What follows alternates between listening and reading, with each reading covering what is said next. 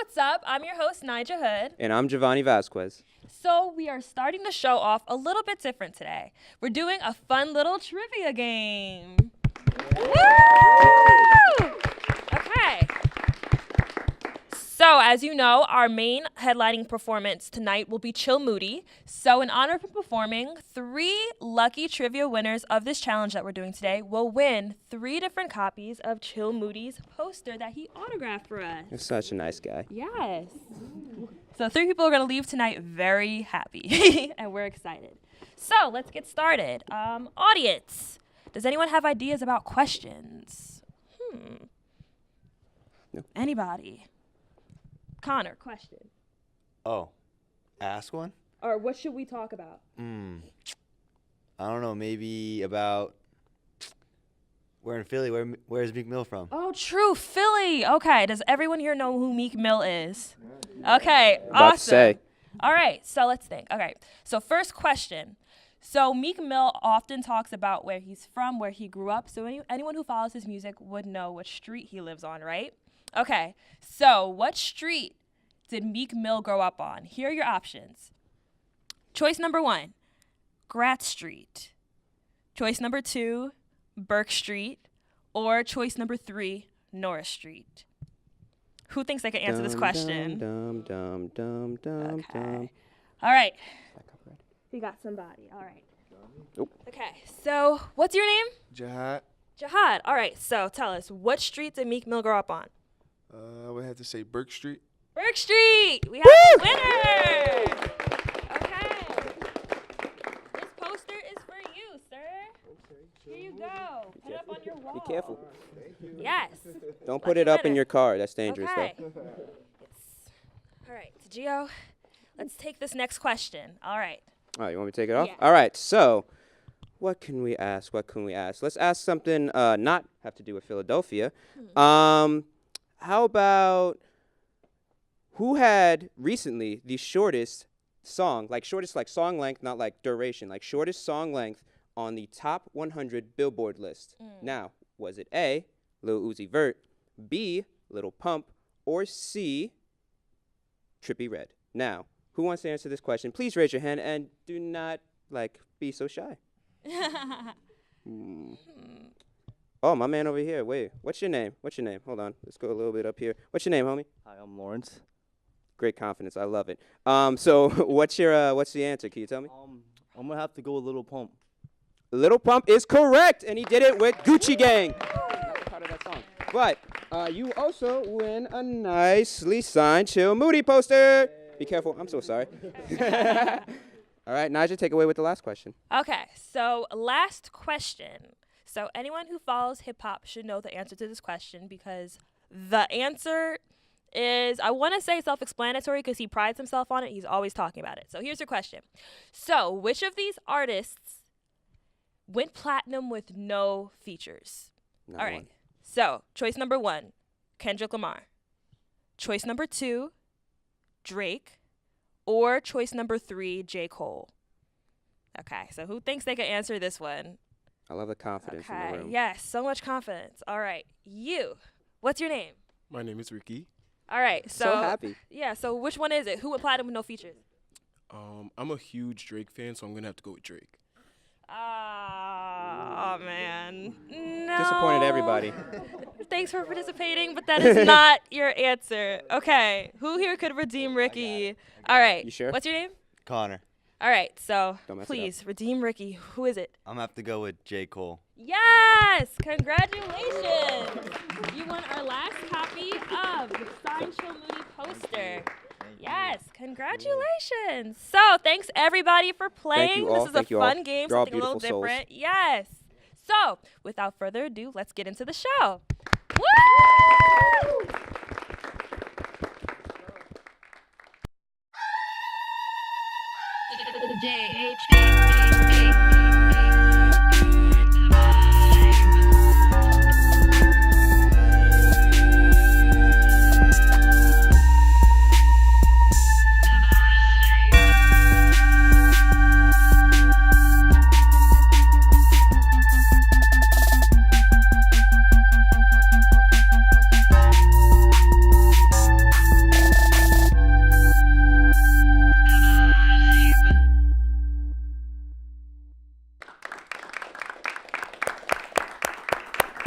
Hello and welcome to Poppin' Topics. So, what a time to be a Black creative in cinema. So we're going to get to that discussion in a little bit, but first I just wanted to introduce our amazing panelists tonight, our very own show producers, Jen Bratcher and Sydney Amezarique. Woo! Welcome to the couch. Thank you. It's their first time on the couch, but they're veterans to the show. They've been working on the show all season, so let's get to it. All right, so Ryan Coogler's Black Panther and Ava DuVernay's A Wrinkle in Time placed together in the top 2 spots at the box office. Black Panther had a monumental impact on its viewers and fans who all showed out to the movie in support of the Black culture and empowerment. So some people even wore dashikis and cosplay costumes, and A Wrinkle in Time showcases an inspirational biracial female lead who underestimates her capabilities and ends up saving the universe. So, both movies were extremely influential in Black culture, and having recently dropped out, they had a huge impact on their audience and on their viewership. So, what is both of your perspectives on these movies as people who have been kind of following everything? I love both of these movies, truthfully and honestly. Just having Black leads in the forefront and just having somebody to look up to and be like, wow, like I see myself in this, and like I have the ability that if I wanted to go into that, I know that I can, and like seeing somebody else like that is just, it's really beautiful.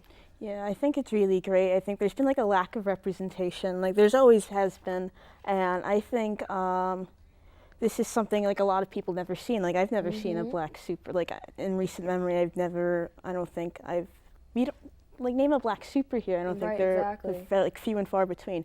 So I think just to have one, like just right now, I think it's really awesome and really cool, and I'm glad it's happening. Right. Yeah.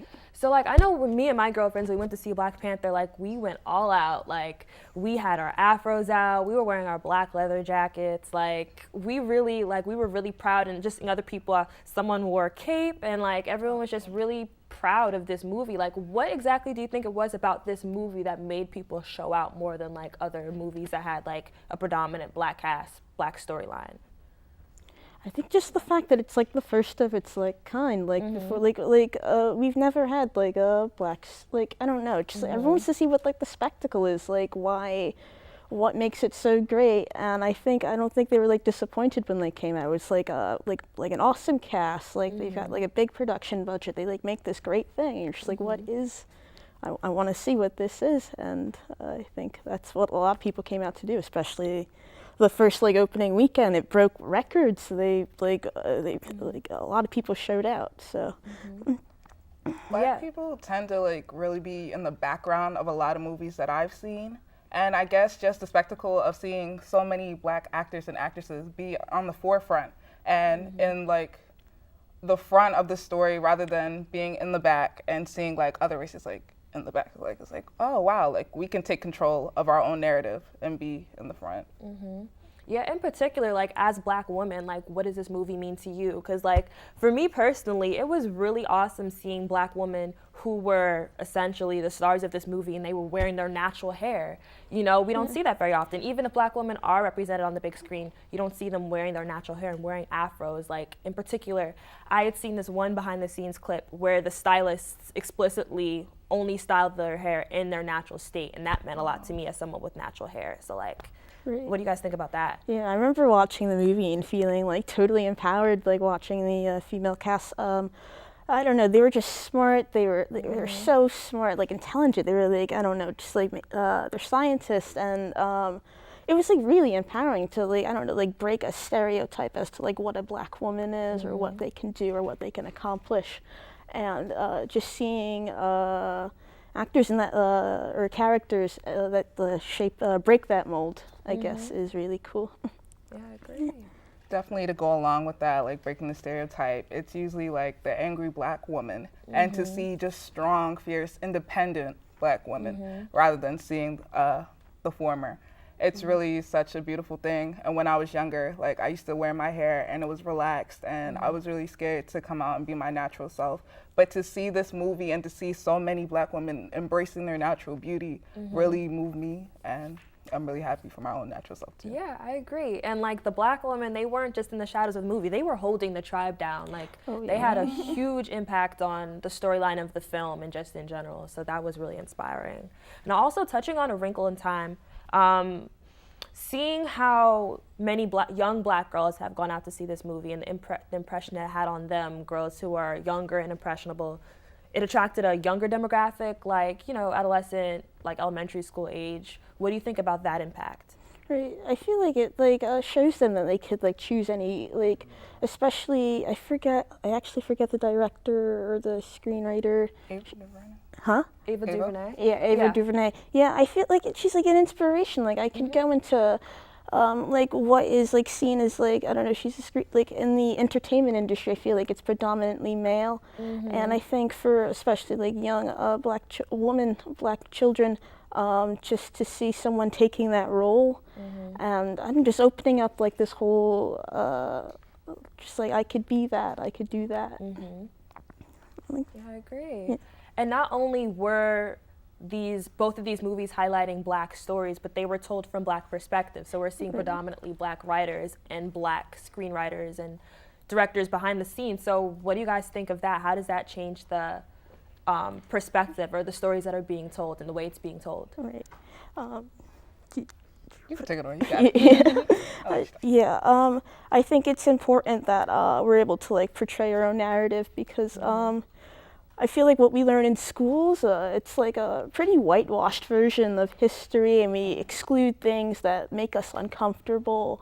And I feel like just having that other perspective, just another way to tell a story, I don't know, more accurately, or the way people felt like it should be told, like better or something. It's important to get that out there too. So it's a more, it's just a more accurate retelling of like history and like what people have gone through and how we can move forward, like what we'd like to see our future look like. Right. I definitely love this whole black people being in the in control basically of like making the movies and all the behind the scenes work, because it allows us to, like, in A Wrinkle of Time, it was a normal movie that just featured black characters rather than, oh, okay, well, these are black characters that are acting in stereotypical ways. It's okay, we're actually normal people too. And so from youth being able to see that and like, oh, okay, like I don't have to be an angry person, or I don't have to be anything that they make me. I can be my own person. I can go out on adventures if I'm young and just look at it like, wow, like I can just be normal. I could be myself and embrace my flaws, like A Wrinkle in Time was talking about. Right. So social media has played a huge impact on the way both of these movies have blown up. And so we've seen how through social media, it kind of shifted the lens on the viewers as well, and the people who are covering or who are following the success of both of these movies. So I've also seen that some media outlets have kind of pitted these two movies against each other. You know, like, oh, well, Black Panther beat out A Wrinkle in Time for the #1 slot. Like, what do you think of that, of the media almost like pitting these people against each other, people who are both just very successful in the film industry?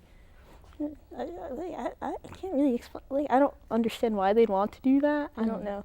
Try to, like, I don't know, just like tear it down, like weaken it, like, I don't know, delegitimize, like, I don't know, each of their like accomplishments, like, yeah, they're like, I don't think they can even like be compared, like, I don't know, they're just like two different things, and I don't know, I think that's like strange that something like that would happen, like, I don't really know much about, but like, I feel that's like something to be unpacked and like wonder why someone would, like, I don't know, try to bring them down in that way. Yeah, I agree. I feel like we should, or I feel like everyone who's successful within the industry should just be able to peacefully coexist, right? Yeah. Like, It's definitely a time of like black excellence, but I feel like it's the same way within like the music industry as well. Like people say like, oh, there's not going to be another Beyonce, you're not going to be Nicki Minaj. It's like, why can't we open it up for other artists as well? Like, why do they have to be another person? Like, we should all just be inclusive and see our work bloom, and that's what should happen within the movie industry.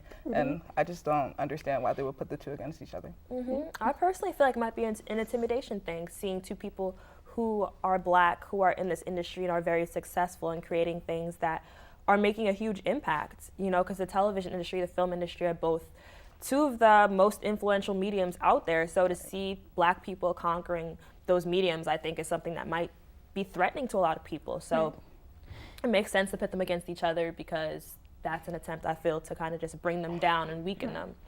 That's how I feel. I think it's a totally exciting time, though. I think agree. it's just like I can't wait. The momentum's building. You see it in movies. You see it in music. I think R&B is like R&B rap is completely like dominating the charts. And like I don't know. I think it's like a huge culture shift, and I think it's awesome. I think it's really cool, and I'm excited to. I don't know, for what the future may hold. I agree. Again, what a time to be a Black creative in the creative industry flourishing. I think we really are in like a Black renaissance. Again, thank you both so much for sitting here on the couch with us today and sharing your perspective. Again, I do want to elevate the voices of people within the show as we discuss Black culture from our perspective. So now let's toss it to hip hop history. Our correspondents Ricky Alford and Connor Muse will explore monumental hip hop soundtracks in mainstream cinema. So without further ado, we'll be right back.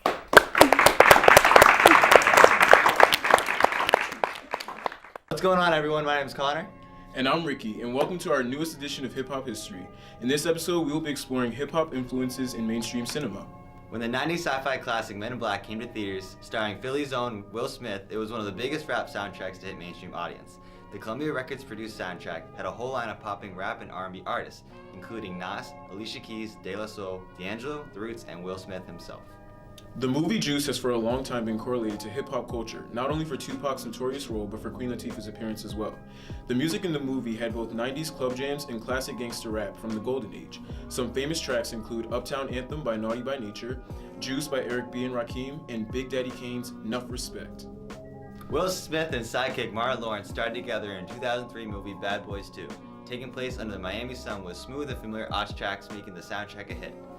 Coincidentally, the Bad Boy label recorded this hip-hop and contemporary R&B album that included household names like Jay-Z, Lenny Kravitz, Pharrell, Diddy, 50, the Queen Bee herself, and many more. The 2003 blockbuster hit Too Fast, Too Furious yielded a soundtrack full of memorable hip-hop tracks, one of which being Ludacris's Act a Fool, and we could never forget Joe Budden's Pump It Up, his most successful song to date and arguably most memorable. This hip-hop soundtrack is dope and a personal favorite for fans of the Fast and Furious franchise. The iconic film 8 Mile had even a more iconic soundtrack to back it up. The hit album featured the likes of Nas, Exhibit, 50 Cent, and Jay-Z. The track Lose Yourself was a huge commercial success in America and overseas while managing to shoot to #1 on the Billboard Hot 100 in 2002. The song and film became a staple in pop culture and a big moment for hip-hop. Last but certainly not least, the Black Panther soundtrack is definitely one of the biggest of all time. The Kendrick Lamar produced masterpiece yielded nothing but bangers, with appearances from SZA, Travis Scott, and Schoolboy Q, along with a plethora of big names in hip-hop and R&B. The soundtrack debuted at #1 on the Billboard Hot 200, with 8 of its songs simultaneously charting on the Billboard Hot 100. Not to mention, Black Panther the film is still #1 in the world and breaking multiple box office records. The Black Panther franchise is proving that a Black movie with an all-Black soundtrack could both succeed and blaze a trail for future projects. That about wraps it up here at Hip Hop History. Once again, I'm Ricky. And I'm Connor. And we're giving you the vibe at Temple.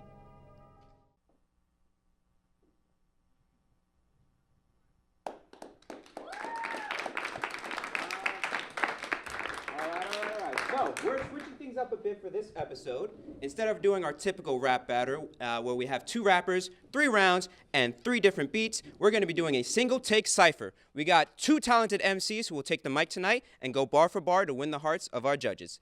We've got Treasy Trey Hood on my right. And on my left, we have returning Vibe performer, Joey Cathos on the mic. Thank you for being here again. And we're just going to get this thing started. Joey, you want to take the mic first? Sure thing. Let's get it popping. Let's get it. Shout out to Philly. Hey. Shout out to Temple. Shout out to the Vibe, because it's a vibe. Word.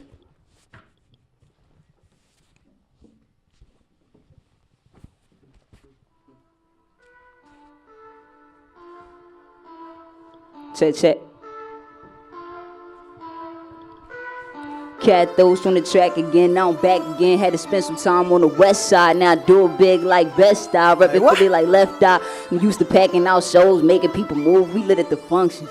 My team be coming in droves, looking like pros. It ain't for discussion. My city know all the time I put in. I've been all in the streets with a mic in my hand. Y'all flex for the gram. I'm in here cooking like spam with the pots and the pans. I don't do it for fans. Drake with the prayer hands, God playing, kicking that ill flow, Roxanne. I bet you will know who I am. Need to stop playing. They were like, Cat those acting different now. Like I switched the power. I'm just on a go, trying to get a bag. Why you mad? Cause I'm young and black and I'm on a roll. Young bull, stop playing with me. Old John, get away from me. What you saying to me? Y'all dudes plays to see, but my spot ain't a vacancy. Catch me in that all black, riding around, talking that ish when I'm all in your town. Got people everywhere holding me down cause they know I'm the shorty creating the sounds. I be in Philly, it really go down. Cops everywhere riding around. What? These haters was always in back of me. I'm a queen, you should call me your majesty. Cause I pick up the mic, it's a tragedy. And now all of these groups be adding me. And now all of their homies be mad at me. And I tell them it's all in the strategy. Woo! Woo! Woo! Strong first entry. That was strong lit. first That was entry. too lit. Yeah, she was nice. Are you ready? You ready to follow up, Tristan? Yeah, let's get it. All right. You up. Where that beat at? Where that joint at? Hey. We lit. Young, going full speed. Young niggas tryna chase dreams. I be feeling so, and I don't need weed. I don't need nothing, I'm G's. Not up that I'm good. They know I'm too full. They say I'm my boy. Mama days couldn't afford. But check my mindset. I'm tryna reach the Forbes list. Ain't enough, I need more. More money, more power. Fuck that, I need more kicks. Wildin' out on tour. They didn't believe me. Now she back to see me. I've been seeing my future. I used to play with genies. I had some ramen noodles. I ain't never eat my Wheaties. And now you flip the channels. You might see me on the TV. I'm too dope. Running up checks in my bag. I be reflexing, they mad. I be going hard getting cash. I'm up here with her dad. I'm going hard getting cash. Flexing, I'm running, I'm balling, I'm hard. Niggas ain't gunning like whoa. Cat those with the flow still on go. Now I'm on top and it's still hot. I ain't gonna drop, I ain't gonna flop. Whoa, I'm from Philly where it's live. Whoa, I'm from Philly too wild. Whoa, they be saying we wildin' and niggas being too shy. Whoa, they just acting too crazy, too lazy, fugazi. Why they play me? I be looking at you like, ooh, you made. Thank you both. That was incredible. All right. Now, we have some heavy hitters in the judges' corner tonight. We have Uncle Russ, manager to Joey Cathos, right here. We have Ben Thomas, sound engineer for Chill Moody, and a Temple Owl, right over there. Woo. And last, but certainly not least, we have rapper and producer Freddie Foulé, who is also owner of Live Out Your Dream Records. Right behind me, right over here. All right, so we're going to start with Uncle Russ. What did you think? I loved it. I love both artists, of course, Joey, but Trizzy was nice, you know what I mean? Got a nice flow, a nice something to say, you know what I mean? I really liked it. All right. Freddie Foulé? I was very much so entertained. That was like the most important thing for me was like whether or not it was going to be entertaining, and both of you guys like really brought something to the table as far as that goes. Y'all both like, the bars was there, you feel what I'm saying, especially on Cathos end. I like how you came off the top the whole time. Like I could tell that you was like, even if like, you know what I'm saying, you was bringing the stuff from your environment into the raps too. So I noticed that it was dope. It was definitely dope. All right, thank you, my man. And Ben Thomas? Wow, I mean, you guys have both really said everything that I would have said. I also really liked that y'all played off each other. You could feel that, like, you were picking up where he was leaving off, and the like collaborative energy between the two of you is what I think was most interesting. It was really entertaining. Yeah, no, you guys work very well together, but we do have to choose a winner. So we're gonna have to throw it to our audience to determine the final winner. So what did y'all think about Trizzy Trey Hood? Let me hear it. All right. And what do y'all think about Joey Cathos? I think we got an obvious winner there, Joey. You are a winner for this evening. Thank you. So where can we catch your music at? I'm online. I'm on Apple Music, Spotify, SoundCloud. Everything is Joey Cathos. So if you search my name, it's spelled a little funny. JoieKathos. And I'm here always creating in Philly, back and forth across the country. So like, yeah, it's a vibe. All right, thank you. And Trizzy Trey Hood, where can we find your music at? You can find my music on anywhere at Trizzy Trey Hood, TRIZZY Hood. You can find me on Instagram, Spinrilla, SoundCloud, YouTube, any platform. All right. Thank you both for coming, and thank you for all of our judges for coming out tonight. Now stay tuned for our Artist Spotlight with correspondent Gabby Harrison as she sits down with visual artist Tage Cannon.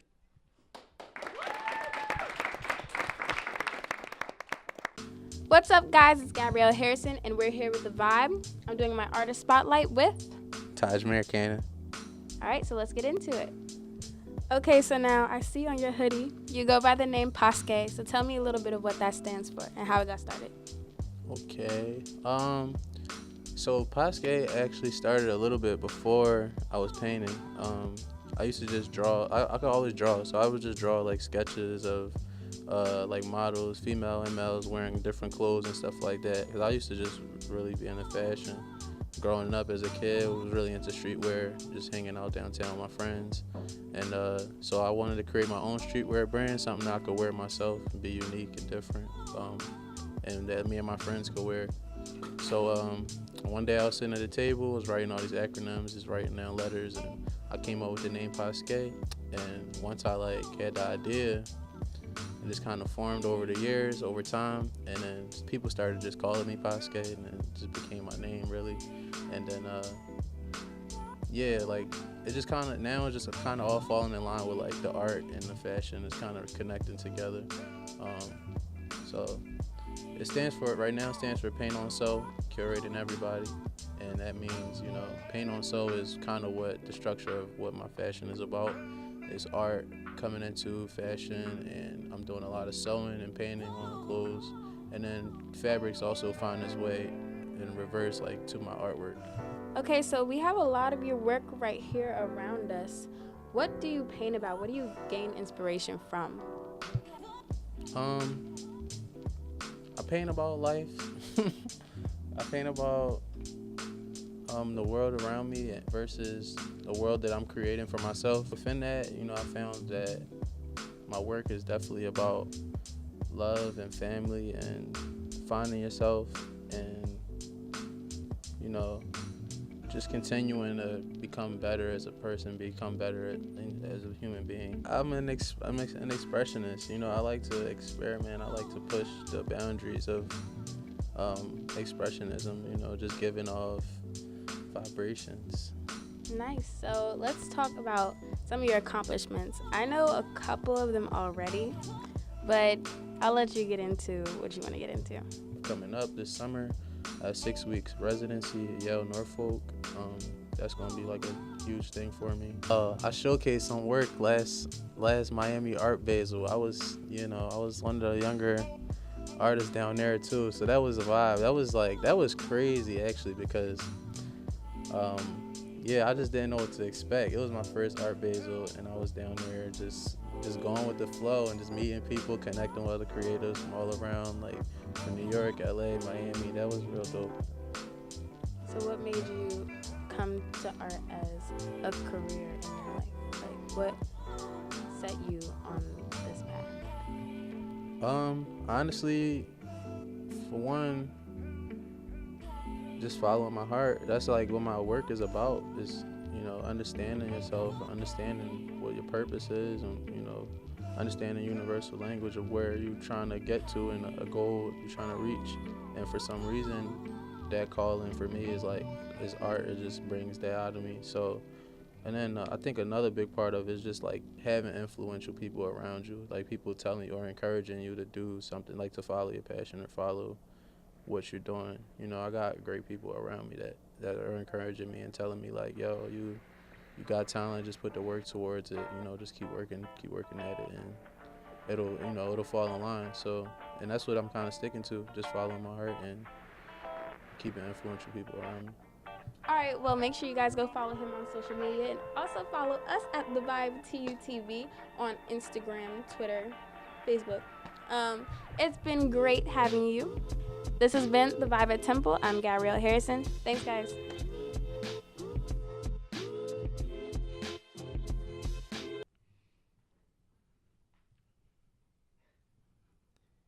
Until time stop or I'm in a pine box, I'm Simba on Pride Rock. Go tell Sway to bring in them hyenas. From 6'2" to 5'3", these cats will get 8. You do the math, it's all love. I hoist the plate like Serena. Said, there you go. Chill got him thinking again. Sorry, mama, I'm drinking again. It's nothing fancy, but this Jamie's got a hold of me. King's Tower over the land. I ain't lying. That's just part of the plan. P-Pie brought that together. If you break it down, you'll say he's clever. You break theirs down, they say whatever. They push into the abusers. That's that hot when you high music.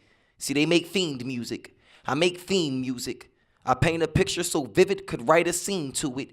It's all real, cause I dream lucid. Feel like no goal is unattainable. I'm reminiscent of what my grandma'd say. Sipping Grand Marnier. French Connection, I bust a rhyme, you pass that Cavassier. It's too much liquor in these bars, the liquor's for the bars. Told them aim for the moon, I'm looking towards the stars. You take a pick home, it's yours or ours. Matter of fact, scratch that, cause what's yours is ours. We bully beats. Pay attention, this is Philly speech. Let's keep it moving, man. I'm gonna do a song for y'all today. It's called Horns at the Funeral. It's yet to be released. Something special, something I wanted to share with y'all. Oh, we got some lights. Exclusive. Brand new Chill Moody. It's called Horns at the Funeral. Produced by Lester London. Just need y'all attention, Pete. You know my story, right? Rise to fame, from the pain to glory, right? You heard from a source, he rips all the mics. Names and all sort of lights. Well, you sorta right. You just know about the daily obsession. I take a step inside the booth, I make a daily confession. But you don't know about the daily depression, the doubt that comes with it. You just hear it and swear that I'm having fun with it. But you don't know about being at one ticket, everyone's hitting, telling you to come with it or just be done with it. Tunnel vision, you don't know what I go through. Keep it real, you only know what I show you. Remember, back in 02, you asked me where my life was headed, couldn't have told you. Now I might recite these lyrics at the O2. The garden gets a show too. That 80-point theory's so true, I figure we gon' change that. Take whatever spots we was given, I'll rearrange that. Make it so the spots that we're living, I'll park a range at. I'll always be the same cat. I vowed to always be the same cat. That's where my mind frame's at. Memory so vivid, it's like I'm hearing pictures. Words so powerful, figured they're in scriptures. I promise it's different. But while I'm here with you, in the physical, I just want you to know, when it's my cue to go, play the horns at the funeral. I need to see y'all hands. Hands high now, wave. We gonna hip hop this out one time. Just make sure it's horns at the funeral. Keep them hands high. I love to see your hands. Just make sure there's horns at the funeral. I just want you to know, while I'm with you in the physical, when it's my cue to go, please play the horns at the funeral. Keep them hands high, wave. Keep them hands high, wave. Just make sure there's horns at the funeral. Catch me skipping verses. I play it cool, I'm chill, but I be just as nervous. Only reason it's seeming that all that's written's working, cause I'm spitting for a different purpose. You heard it, say what you will. You gon' hate if you like. Many tried, not even you can deny that this kid is working. And I ain't saying that this here race was picture perfect, but you can't look me in my face and say I didn't earn it. Fresh out the furnace, with the blocks hot, the streets blocked off. And they ain't had to get the permits, they just get the burners. You cut from my cloth, that's the point when we come determined. Ain't feeling that cool, it's only for the ones that's learning. I'm the one that's earning all the respect anyway. It's due, but so is rent, so it's plenty play without any pay. Squad still riding, they know it can happen any day. Most of them is fam, they been riding since day any pay. You ask T or Billy when the boys turn to Philly men. Nights on them stoops, dodging chilly wind. Miami drop tops, still chilly wind. Only difference is that's off of Chili's wins. More than squad, we really can. Again, that's where my mind frame's at. Memory so vivid, it's like I'm hearing pictures. Words so powerful, figured they're in scriptures. I promise it's different. But while I'm here with you, in the physical, I just want you to know, when it's my cue to go, play the horns at the funeral. Go. I need to see your hands. I'd love to see your hands. Just make sure there's horns at the funeral. Hands high now, wait. Hands high now, wait. Just make sure it's horns at the funeral. I just want you to know, while I'm with you in the physical, when it's my cue to go, please play the horns at the funeral. One more time, hands high. One more time, hands high. Just make sure there's horns at the funeral. The Vibe, I appreciate y'all. Temple University, I really appreciate you. Once again, I go by the name of Chill Moody. I represent West Philadelphia, and most importantly, what I represent is nice things. Whatever you have in your life, you make sure you appreciate that as nice things. So one time, if y'all will with me, and you say nice things. Oh no, you was just supposed to say nice things. Y'all never been here before. One more time, and you say nice things. And you say nice things. There we go. Thank you.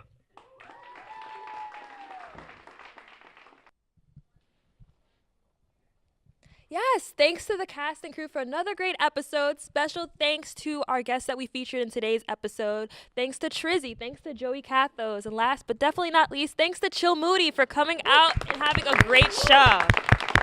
So yes, as always, another episode in the books. We will see you next time.